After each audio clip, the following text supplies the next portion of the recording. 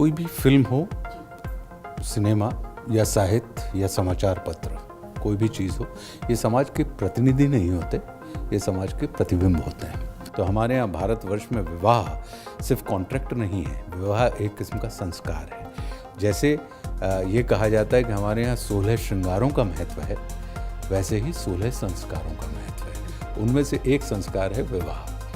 क्योंकि ये फिल्म सही और गलत से ज़्यादा सही और गलत के बारे में, आपकी मानसिकता के बारे में है। मैरिटल रेप पे हमारे देश में कोई कानून नहीं है, करीबन 150 देशों में है और नेपाल जैसे कंट्री में भी है।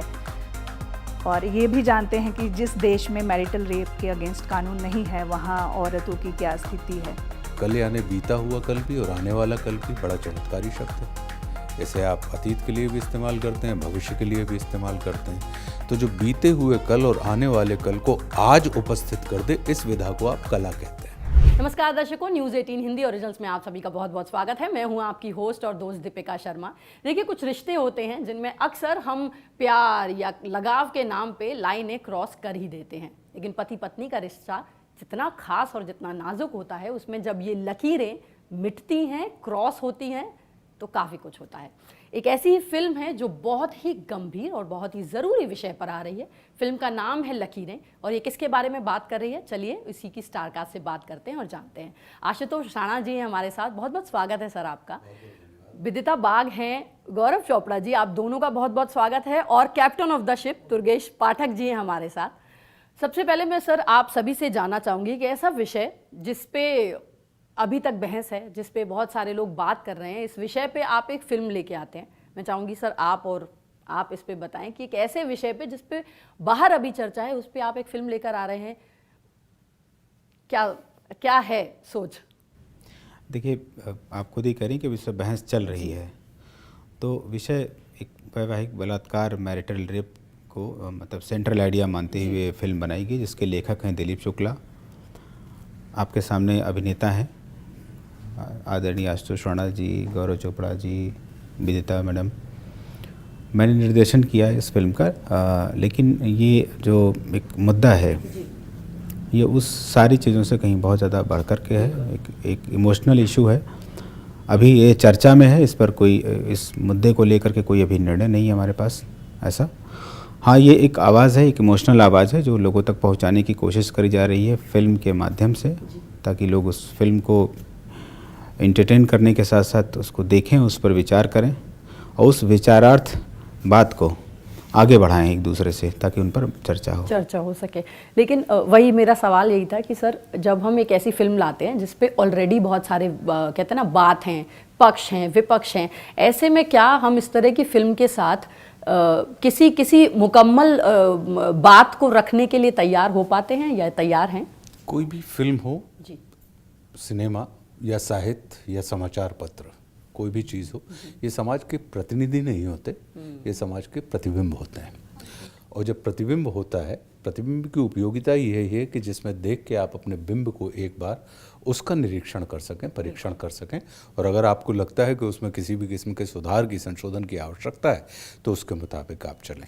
तो ये वैसा ही इसका एक प्रयास है। इसको ये बिल्कुल भी ना माना जाए कि ये कोई ऐसा प्रयास है कि इसमें कोई ऐसा त्रिकाल सत्य हमने प्रस्तुत करने का प्रयास किया है।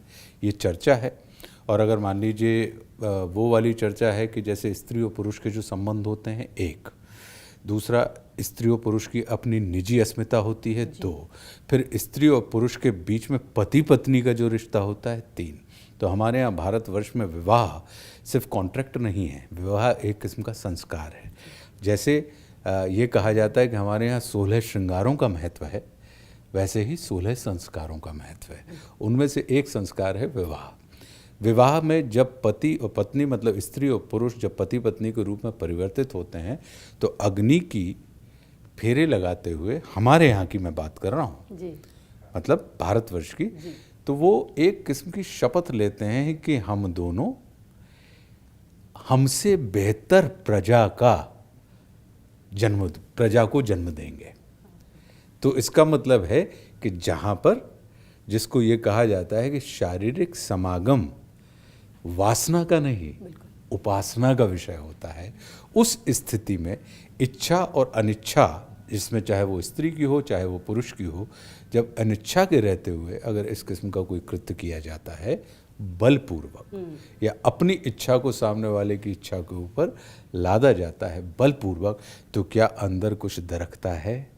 तो वो जो दरकता है वो आपका मन है, चित्त है, हृदय है, मस्तिष्क है, भावनाएं हैं, वो क्या है? और क्या उसका दरकना हमारे और आपके संज्ञान में लेना चाहिए, या उसका कुछ निदान हमें करना चाहिए या नहीं करना चाहिए? और तब अगर जैसे जो बलात्कार की स्थिति होती है जो इस फिल्म के अंदर है, कि हम वैवाहिक बलात्कार की बात कर रहे हैं, तो अगर कोई बलपूर्वक कोई पुरुष किसी स्त्री के साथ अनाचार कर देता है, व्यभिचार कर देता है, तो जब उसके कोई एक विधान है, तो क्या पत्नी जो रिश्ते में तो पत्नी है, पति जो रिश्ते में तो पति है, अगर एक दूसरे, लेकिन वो स्त्री और पुरुष भी हैं, अगर इस विषय पर अनाधिकृत चेष्टा वो करते हैं, बलपूर्वक, यदि अनिच्छा के होते हुए वो बलपूर्वक इस किस्म के समागम का प्रयास करते हैं, तो फिर इसे किस दृष्टि से देखा जाना चाहिए? क्या सिर्फ इस पे ऐसे मान लेना चाहिए कि जो कुछ भी है ये आधिपत्य की स्थितियां हैं? आधिपत्य की स्थितियां मतलब जैसे हम जमीन के मालिक हैं वैसे ही हम अपने स्त्री के मालिक हैं। तो क्या ये आधित्व, क्या ये भूमि के जैसा है, भार्या का भाव?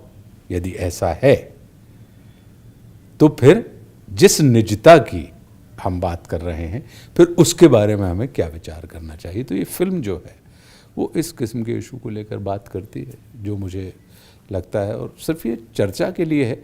चर्चा के साथ साथ इसे हम और आप यदि चिंतन करके अपनी चर्या में लेकर आते हैं, तो कहीं ना कहीं सफलता है, कहीं ना कहीं सफलता है, सकारात्मकता है। बिल्कुल। क्या खूबसूरत बात कही है। दरअसल शायद कहते हैं ना, विवाह को इससे खूबसूरत तरीके से नहीं डिस्क्राइब किया जा सकता था। गौरव, आप इस फिल्म में एक बड़ा ही अहम रोल निभा रहे हैं, लेकिन ये जो अहम रोल है ये उतना सीधा, उतना प्रिय लगने वाला नहीं है, या कहें जिसके पीछे सब दीवाने हो जाएं। तो जब हम करियर के इस मोड़ पे एक ऐसा नेगेटिव शेड का किरदार चुनते हैं, मुझे लगता है अभी तो बहुत आज़ादी है, अच्छी बात है कि लोग आपको एक एक्टर के तौर पे चुनते हैं, पर हमेशा इंडस्ट्री में कहा जाता है कि भाई इस तरह के करोगे तो ऐसे ही रोल मिलेंगे। क्या आपको इस फिल्म में ये नेगेटिव शेड का किरदार करते समय कुछ ऐसा लगा, या कुछ ऐसा था दिमाग में, या कभी? मैं ऐसा सोच के नहीं करता जी। और इंडस्ट्री इसका क्या, इस पर कैसे रिएक्ट करेगी, या ऑडियंस इसे कितना सराहेगी, ये भी नहीं सोचता। मेरी मोटिवेशन यहीं तक लिमिटेड होती है कि ये किरदार करना मुझे मज़ेदार लगेगा या नहीं, क्या ये मैं पहले कर चुका हूँ, क्या ये एक नया रूप होगा, क्या इसके लिए मुझे कुछ नई किस्म की मेहनत करनी पड़ेगी।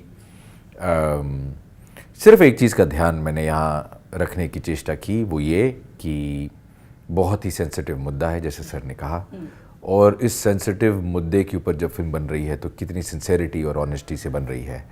क्या हम उसे सेंसेशनलाइज करने की कोशिश कर रहे हैं, या सचमुच ही मुद्दे को बाहर लेकर आना चाहते हैं? क्योंकि मेरे किरदार के थ्रू मुद्दा निकल कर आ रहा है, मेरे लिए वो जानना ज़रूरी था। पहली ही नरेशन में कैरेक्टर के बहुत ही मज़ेदार डायलॉग और सीन सुन लिए थे डायरेक्टर साहब के मुँह ज़ुबानी, तो कुछ इस बात का एहसास तो मुझे था कि मज़ेदार होगा करने में भी और देखने में भी। पर जैसे जैसे मैं स्क्रिप्ट को और समझता रहा, मुझे कहीं ये एक और मज़ेदार बात समझ में आई कि ये वैसा वाला ग्रे कैरेक्टर है जो खुद को सही समझता है जी। तो इसको प्ले ऐसे करना है जैसे मैं हीरो हूँ, हालांकि मैं जानता हूँ कि मैं गलत कर रहा हूँ, ये एज गौरव मैं जानता हूँ, पर एज विवेक दामोदर अग्निहोत्री उसे लगता है वो बिल्कुल सही है। क्योंकि ये फिल्म सही और गलत से ज़्यादा सही और गलत के बारे में, आपकी मानसिकता के बारे में है। एक बदलते हुए भारत में, एक पुराने शहर और नए शहर के बीच में, जब आप खुद को पढ़ा लिखा और मॉडर्न और मैं इवॉल्व हो गया हूँ ऐसा क्लेम करते हैं, तो आप कितने इवॉल्व हुए हैं, ये इस पर सवाल है। तो इसे प्ले करते वक्त तो आप बिल्कुल भी नहीं हिचक सकते, क्योंकि अगर उस कन्विक्शन में कमी हो जाएगी तो वो फिर आभास नहीं होगा कि ये खुद को सही समझता है। तो वो प्ले करते वक्त उस कन्विक्शन से करना था कुछ डबल कन्विक्शन लगती है इसमें। हाँ, मतलब कुछ एक्स्ट्रा खरीदी मैंने बाजार से, कि नॉर्मल कन्विक्शन आपकी है क्योंकि आप एक रोल प्ले कर रहे हैं, यहाँ पे आपको पता है जो आप कर रहे हैं वो गलत है, पर करते वक्त आपको ऐसे करना है जैसे आप सही हैं।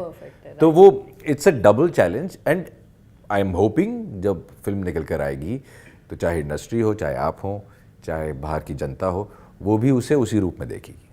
नफरत वाला प्यार मिलेगा आपको, हम Let's see. पूरी उम्मीद करते हैं। विदिता, आपका ट्रेलर में एक डायलॉग है कि ऐसे कौन से बड़े दुख से गुजर रही हो। अक्सर जब भी महिलाओं से जुड़े किसी भी क्राइम की बात होती है तो इसी तरह के चाहे वो बलात्कार हो या और भी किसी तरह का क्राइम हो, अक्सर यही कह दिया जाता है कि ऐसा क्या बड़ा हो गया, आगे बढ़ो, रजिस्टर मत करवाओ, और हम हमेशा दबाने, छुपाने, ब्रश अंडर द कारपेट करने की कोशिश करते हैं। आप जब ये किरदार कर रही हैं, किस तरह का किरदार है पहले तो, क्योंकि मुझे लगता है कि आप पक्ष में हैं या विपक्ष में हैं, वो थोड़ा सा बताएं, और कैसे लगता है जब आप एक ऐसा किरदार करती हैं जो आपकी सोच से थोड़ा अलग होता है। जी, मैं गीता विश्वास का किरदार निभा रही हूँ। गीता विश्वास एक सोशल एक्टिविस्ट हैं और एक एडवोकेट भी हैं, और उसका ये विश्वास है कि किसी भी केस लेने से पहले उसके बारे में पूरा जो रिसर्च वो कर लें, और वो वाकिफ़ भी हैं कि कानून का गलत फ़ायदा भी कैसे उठाया जाता है। वो ऐसा कुछ केस नहीं लेना चाहती जहां किसी को, पुरुष हो या महिला, जो कल्प्रिट नहीं है उसको सज़ा ना मिले, वो यही चाहती है। तो जब वो मिलती है काव्या विवेक अग्निहोत्री से, तो वो फुल्ली कन्विंस नहीं होती इस केस के बारे में, इसीलिए वो ऐसा कहती है कि ऐसे कौन से बड़े दुख से तुम गुजर रही हो। पर जब वो देखती है कि ये कोई छोटा मोटा मामला नहीं है, ये मैरिटल रेप पे है, तो इस बात की वो गंभीरता वो समझती है।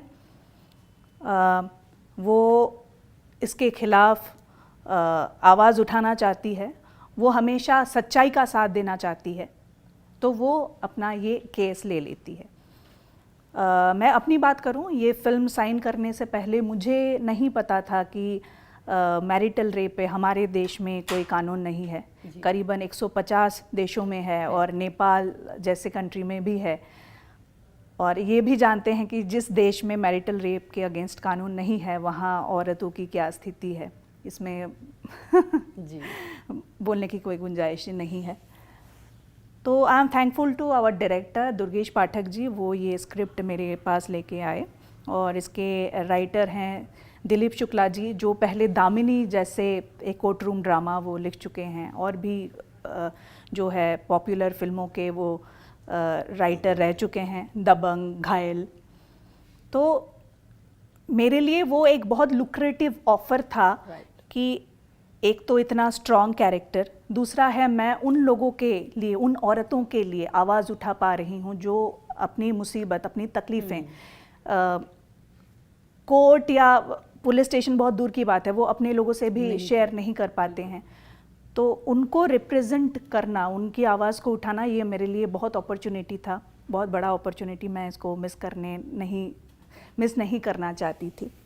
और जहाँ डायलॉग इतने अच्छे हैं, इतने वेल रिसर्च किया हुआ, और जिसमें डायलॉग में रस है, और जहाँ मेरे मैक्सिमम सीन्स आशुतोष राणा जी के साथ हैं, मैं इनके ऑपोजिट, इनके खिलाफ मैं कोर्ट में प्रेजेंट होती हूँ, और जहाँ गौरव जी, टिया वाजपेयी जैसे एक्टर्स हैं, तो आई एम वेरी फॉर्चुनेट।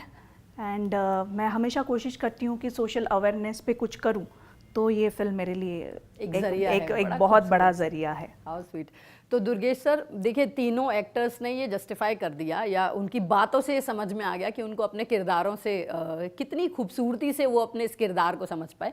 मुझे आपसे जानना है, जब हम एक ऐसे गंभीर विषय पे फिल्म बनाते हैं, और एक डायरेक्टर के तौर पे जब वो बहुत सारे सीन्स ऐसे होते हैं जो काफ़ी कहें ना कि फिल्माना बड़ा मुश्किल हो जाता है, कितनी सेंसिटिविटी के साथ हमें ये ध्यान रखना होता है, क्योंकि आप कोई और फिल्म बनाएं, आप थोड़ा सा हंसा दें, कुछ भी कर दें, लेकिन इस तरह की फिल्म में काफ़ी ध्यान रखना होता है।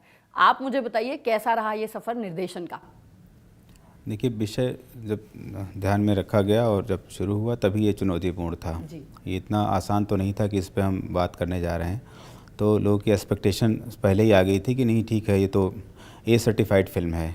जब हमने शुरू किया था फिल्म, शब्द सुनते मैरिटल रेप, तो एक तो ये कि इसका जो आपको बताएं, इसका जो सर्टिफिकेट है यूए है, तो परिवार के साथ आदमी फिल्म देख सकता है। तो उससे आपको अंदाज़ा लगा लेना होगा कि इतने इस विषय पर हम जब बात कर रहे हैं फिल्म के माध्यम से, एंटरटेनमेंट में आदमी तरह तरह के एंटरटेनमेंट खोजता है देखने वाला, तो वो ऐसी फिल्म है कि जहाँ पर भाषा और जहाँ पर उसकी जैसे एक गरिमा का ध्यान रखते हुए तो ये लकीरें दिया गया कि कोई लकीर हम क्रॉस ना करें, है ना, अस्मिता की लकीर को हम क्रॉस ना करें, ऐसी लकीर जिसको नापसंद किया जाए उसको हम क्रॉस ना करें, ताकि कंसेंट बनी रहे।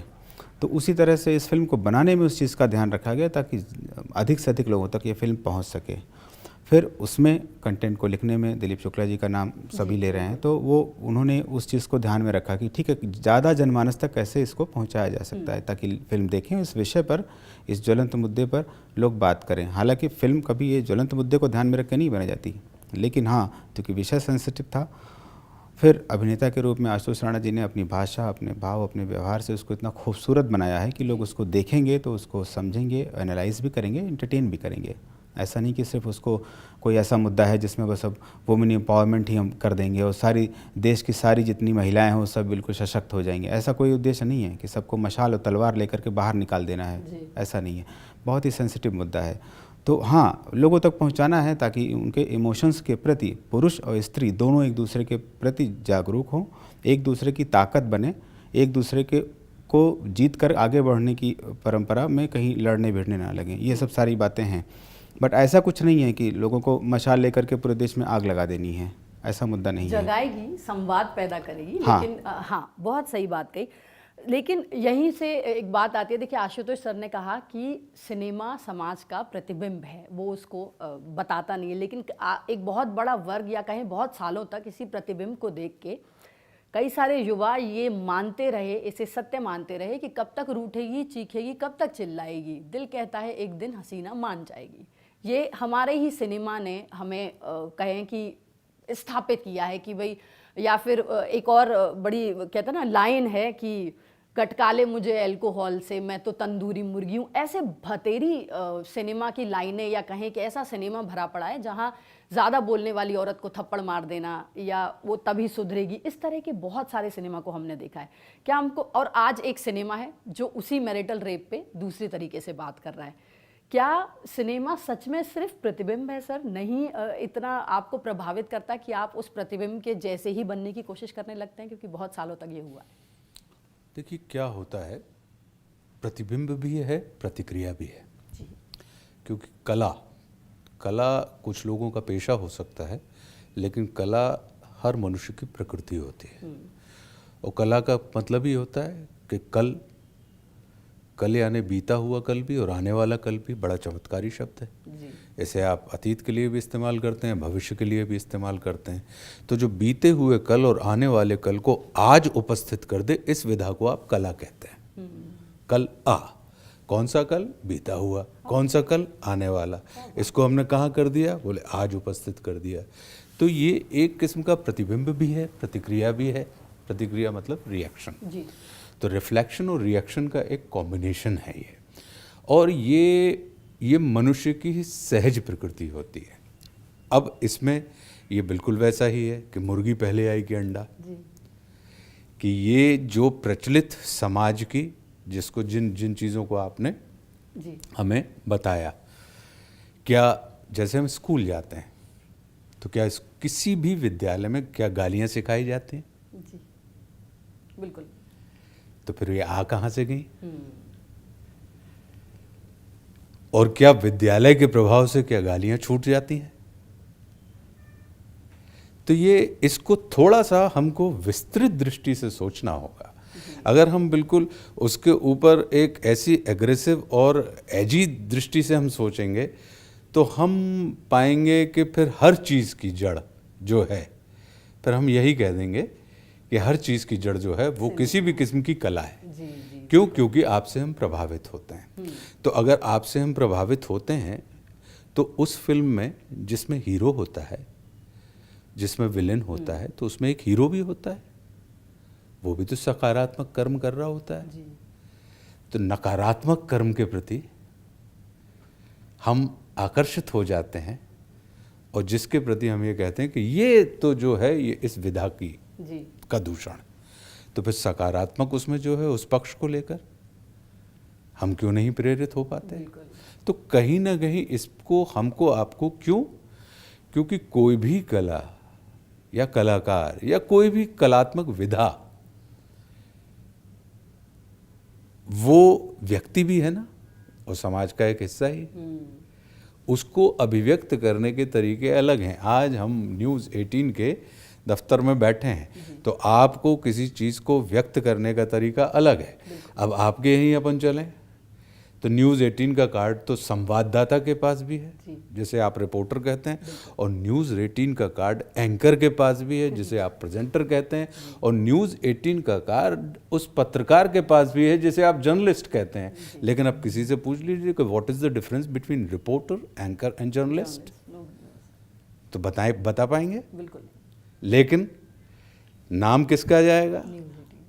लेकिन तीनों चीज़ें अलग अलग हैं कि नहीं है? जी बिल्कुल जब आप करने जाएंगे तो व्यक्ति के तौर पे, और क्या जो जर्नलिस्ट है वो अपना जो व्यक्तिगत पक्ष है उसको वो सामने रखना चाहिए क्या? या उसको जो जर्नलिज्म की जो परिभाषा उसकी चल रही है उसको देख के मैं उसके व्यक्ति के वैसा समझ लूं? बिल्कुल वैसा तो नहीं है ना। ये जो अगर इस चीज़ को थोड़ा सा हम विस्तृत दृष्टिकोण से सोचना पसंद करेंगे, देखना पसंद करेंगे, तो हम पाएंगे कि आप भी जो कह रही हैं वो भी सत्य है, और विदिता जो कह रही हैं वह भी सत्य है।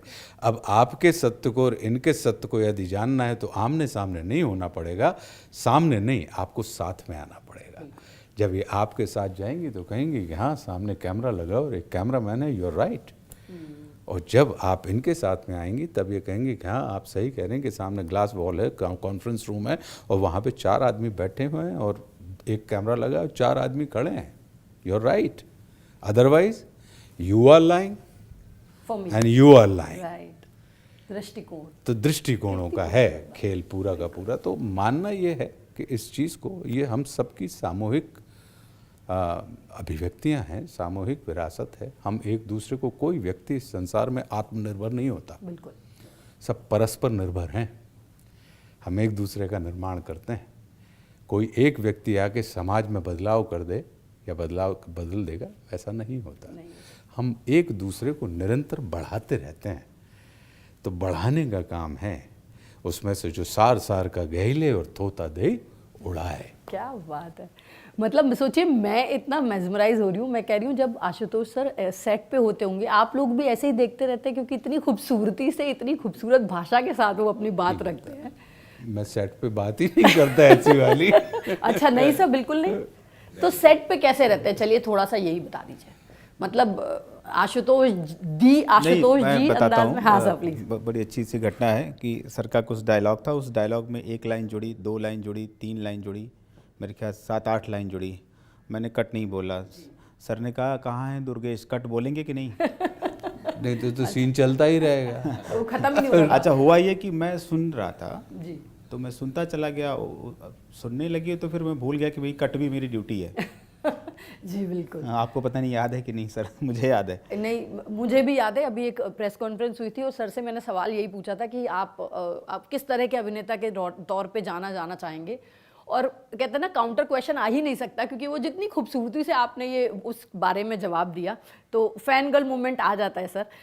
चलते चलते मैं आप दोनों से ज़रूर ये पूछना चाहूँगी, जब हम एक ऐसी फिल्म शूट करते हैं जिसको कहना बहुत ज़रूरी है, ये सिर्फ मनोरंजन के लिए नहीं है, ये संवाद खड़ा करने के लिए, ऐसे में जब हम ये इस तरह की फिल्म शूट करते हैं, ये कितना पर्सनल एज अ एक्टर आपके ऊपर टोल लेती है? या क्योंकि कई बार किरदार हमारे साथ घर तक, सोते हुए तक जाते हैं, कई बार हम उन्हें छोड़ देते हैं सेट पे, ये एक्सपीरियंस कैसा रहा इस फिल्म के साथ? ठीक है, for a change man first. साथ बैठे हैं ना, इसलिए सर ने साथ बैठने को बोला। आई एम अ मैनिस्ट, मैं लड़कों को हमेशा आगे बिल्कुल, ऑफ करती हूँ। कोर्स। हाँ, नहीं ज़रूर। तो मेरी मॉडेस्ट अंडरस्टैंडिंग में ये फिल्म सिर्फ मैरिटल रेप के बारे में नहीं, या सिर्फ उसके बारे में चर्चा इवोक नहीं करती। ये शादी, the institution of marriage, right. उससे रिलेटेड जो परिवार हमारा बनता है, उस परिवार से जो हमारा समाज बनता है, या जो हमारा फ्यूचर है बच्चों के ज़रिए, ये उन बातों को भी एड्रेस करती है कि अगर इंस्टीट्यूशन ऑफ मैरिज गिरती है किसी वजह से, तो क्या परिवार ठीक रह पाएगा? क्या बच्चे होंगे? क्या उनकी ज़िंदगी आगे कॉम्प्रोमाइज़ होगी या हेल्दी होगी? और अगर वो ही नहीं है तो फिर फ्यूचर किसका? तो ये फिल्म सिर्फ इसलिए ज़रूरी नहीं है कि एक मैरिटल रेप एक मुद्दे पर ये सवाल उठाती है। ये पति पत्नी के रिश्ते, दोनों की मानसिकता, जैसा आपने शुरुआत में कहा, मेरा रिश्ता, मेरा प्यार, मेरा हक, उस हक का दायरा और वो लकीर, ये उन सब बातों के ऊपर एक सवाल उठाती है और आपको इनकरेज और मोटिवेट करती है कि फिल्म देखने के बाद आप अगले कुछ दिन तक इसके बारे में सोचेंगे, चाहे आप महिला हैं चाहे आप पुरुष हैं, कि ये शादी जिसे हम इतना पावन, सेक्रेड, ये वाले वाउज जो हैं, ये तो हम गर्लफ्रेंड बॉयफ्रेंड वाले रिश्ते में भी लेते हैं। मैं हमेशा तुम्हारा ख्याल रखूंगा, मैं तुम्हारे लिए चांद तारे तोड़ लाऊंगा, मैं हमेशा तुम्हारे चेहरे पर मुस्कुराहट रखूंगा। तो फिर यही वादे जब हम शादी के लिए करते हैं तो फ़र्क क्या हुआ? वहाँ पे हम भगवान का नाम क्यों ले लेते हैं, या अग्नि के चारों तरफ वो क्यों हम अपनी वो लेते हैं? वो इसीलिए कि हम यहाँ उन वादों पर एक ज़्यादा अहमियत देना चाहते हैं, आपको एक स्पिरिचुअल, रिलीजियस और ज़्यादा डीपर मीनिंग देना चाहते हैं। तो उन वादों का मतलब, शादी और नॉर्मल रिश्ते का डिफरेंस का मतलब, अपने हक के दायरे को समझना और इस पूरी इंस्टीट्यूशन को एक बार वापस एक नए नज़रिए से देखना 2023 में, क्योंकि समाज जब बदलता है तो इस नज़रिए को भी एडजस्ट करना होगा। बिल्कुल, नहीं, बहुत सही बात कही। लेकिन हाँ, ये शादी से पहले ही चांद तारे आते हैं, बाद में तो छत से कपड़े उतार लाएं तो वो भी बहुत बड़ा एहसान हो जाता है। विदिता जी बताइए। जी, ये मेरे लिए बहुत क्या बोलूँ, मेरे बहुत करीबी दोस्तों के साथ ऐसा हो चुका है जो मैरिटल रेप के विक्टिम रह चुके हैं। तो मैं ये जानती हूँ उन औरतों पे क्या बीतती है, या उन फैमिलीज़ पे क्या असर होता है, उनके बच्चों पे, जो बच्चे अभी छोटे हैं 5-6 साल के, उन पे क्या बीतती है। देखा है, माँ इतनी फ्रस्ट्रेटेड हो गई, अपने बच्चे को इतना मारा, बच्चे के आई में प्रॉब्लम आ गया। तो मुझे ये, मेरे लिए बड़ा शॉकिंग था। और मैं इसके दूसरा एक्सट्रीम भी मैं देख चुकी हूँ कि औरतें किस तरीके से अपने पति को एक्सप्लॉइट करते हैं। शादी उनके लिए एक बिजनेस हो चुका है, शादी के नाम पे वो जाते हैं, फिर डिवोर्स करके हेवी एलिमोनी लेके आ जाते हैं। दोनों एक्सट्रीम से मैं वाकिफ़ हूँ। तो ये जो चीज़ है ना, एक सोशल अवेयरनेस की ज़रूरत है ना। अभी सोशल मीडिया का इतना बोलबाला है। पहले मुझे रेड फ्लैग जैसी वर्ड्स मालूम नहीं था, है ना। जैसे टॉक्सिक मेल होते हैं, टॉक्सिक फीमेल भी होते हैं, है ना। और जब हम एक ये टॉक्सिक ट्रेट से परिचित नहीं होंगे, हमें मालूम नहीं होगा कौन सा सही है कौन सा गलत है, और जब तक सही गलत का एक प्रॉपर अंडरस्टैंडिंग नहीं होगा, तब तक हम ना रिश्तों में क्लैरिटी आएगी, और रिश्ता क्या पर्सनल लेवल में होता है। अब यही रिश्ता बिगर फॉर्मेट में जो है सोसाइटी का निर्माण करते हैं। तो अगर पर्सनल लेवल में ही क्लैरिटी नहीं आएगी तो हम सोसाइटी लेवल में या भारत को सर्वश्रेष्ठ आसन में बिठाने की बात हम नहीं कर सकते, है ना। ये इंडिविजुअल लेवल में क्लैरिटी आना ज़रूरी है। और इसीलिए ये फिल्म कहीं ना कहीं औरतों को, मर्दों को और सबको सोचने पे मजबूर कर देते हैं। हाउ स्वीट, कितनी सही बात आपने कही, क्योंकि टॉक्सिसिटी किसी एक जेंडर के साथ नहीं है। ये बहुत ज़रूरी है कि जब हम किसी भी मुद्दे पे, स्पेशली जिसमें लगता है कि ये फेमिनिज्म से जुड़ा मुद्दा है, बात करें, क्योंकि रिश्ते में दोनों मौजूद हैं, बहुत ज़रूरी है। तो बहुत मज़ा आया आप लोगों से बात करके, और बहुत बहुत धन्यवाद एक ऐसे विषय पे फिल्म बनाने के लिए जिस पे चर्चा होनी चाहिए। सही या गलत आगे तय होगा, लेकिन कम से कम बात होनी चाहिए। चलते चलते आशुतोष सर, आप मेरे साथ हैं, मैं बिना कुछ सुने कैसे छोड़ दूंगा आपको, ये मौका मुझे मिला है। और सर, इस समय हर कोई रामलला का इंतज़ार कर रहा है। राम जी पे बड़ी खूबसूरत कविताएं, बहुत खूबसूरत बातें आपने कही हैं सर। कुछ भी याद हो अगर कुछ सुनाना चाहें तो। अयोध्या में तो सबको इंतजार है ही है। बिल्कुल, हम इसके पहले भी, क्योंकि 22 तारीख को उनका स्थापना है, जी। तो इसके पहले भी हम आपसे मिलेंगे और फिर हम मौके पे ही कहेंगे हम आपसे। अभी तो कुछ अभी अब क्या सुनाएं हम आपको? सर कोई भी 2 लाइनें आशुतोष सर से सुने बिना कैसे छोड़ दूं सर। ठीक है, तो मुख में हो राम नाम, राम सेवा हाथ में, और तू अकेला नहीं प्यारे, राम तेरे साथ में। क्या बात है। तो हम सबके साथ राम हैं, रहें। और जैसे सर ने कहा कि 22 से पहले मुलाकात होगी, देखिए ऑन कैमरा मुझसे वादा लिया है तो अब तो मैं छोड़ूंगी नहीं और 22 से पहले बिल्कुल आपसे मुलाकात करूंगी। तो ये थी टीम हमारे साथ फिल्म लकीरें की, जो बहुत ही अहम विषय पर है जिसके बारे में हमने बात की। और बहुत बहुत धन्यवाद, बहुत मज़ा आया आप लोगों से बात करके। न्यूज़ 18 हिंदी के साथ बने रहिए। धन्यवाद।